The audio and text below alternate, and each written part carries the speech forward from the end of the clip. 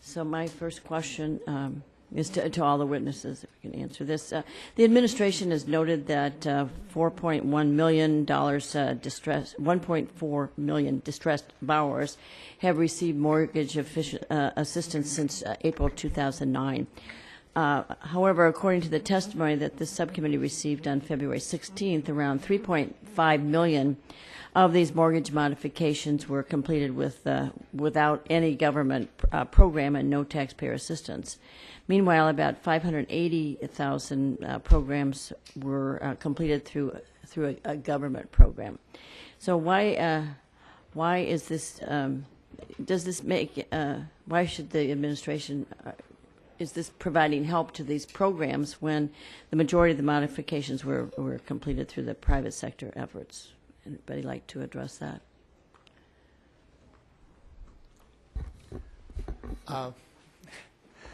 Chairman Biggert, I obviously HAMP is not directly under my authority or HUD's authority. I would articulate it in a couple of fashions. First of all,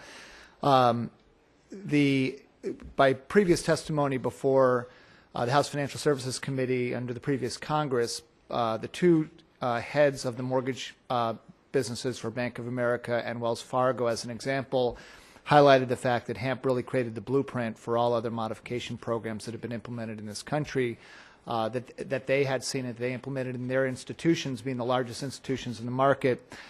So clearly that the tangible value of creating something in an environment that we had never experienced before started with HAMP and allowed the private sector to ultimately model after the HAMP program. The interesting variable, however, and difference, and comes from the OCC, who has stated that the HAMP program clearly is more effective than what they've seen in private modifications. And just to give a couple of examples, the median savings on a monthly basis for borrowers in HAMP is $527 a month versus $337 through the OCC review of private modifications. And also the other variable is if you look at redefault rates, which I think reflects the sustainability of the HAMP program, the redefault rates for the OCC review is about 19% of borrowers are 60 days late after 6 months in the program, and the HAMP redefault rates are 10.7% after 6 months. So, while the numbers have clearly been smaller and the total numbers are counted in the scorecard, there's absolutely unequivocal support both from the private sector and in results that the HAMP program clearly was the model by which others followed, and that the HAMP performance of borrowers in the HAMP program exceeds those in the private sector. But besides the data that we've, gotten from federal oversight entities, my constituents have, this is something that, have come in to see me about because they were seeking a mortgage modification under the HAMP program, and so they were told, well, just while you're waiting, it's going to take us 3 months or so to go through this.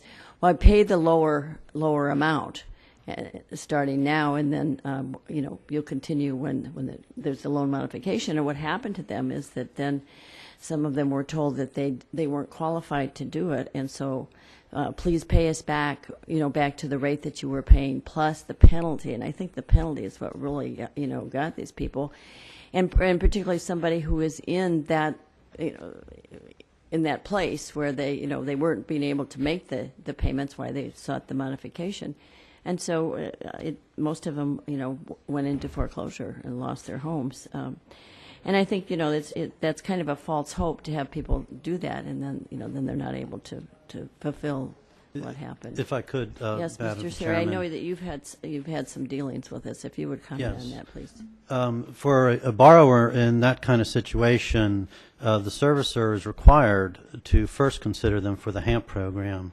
So a servicer should not be telling a borrower and trying to move them into the proprietary without first full consideration for the HAMP program. Mm-hmm. I would also point out that the proprietary modifications generally will have different terms, which I think the Commissioner was hinting at, than the HAMP program. So you're not going to get as generous a modification on a proprietary program generally. Okay. Could you Maybe, what are the characteristics of borrowers that have redefaulted or were canceled after the program? What did you see as far as people that, thought that they could do this and then, couldn't make the mortgage payments? I'm sorry, for those that redefaulted, just like those that did not, they tended to have higher back-end DTI, for example. They tended to have lower FICO scores.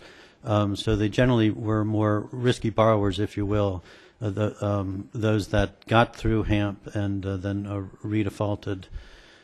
We did some other analysis where we're looking at what became of them, and there we also see those that redefault more often end up in foreclosure. Thank you. And my time has expired.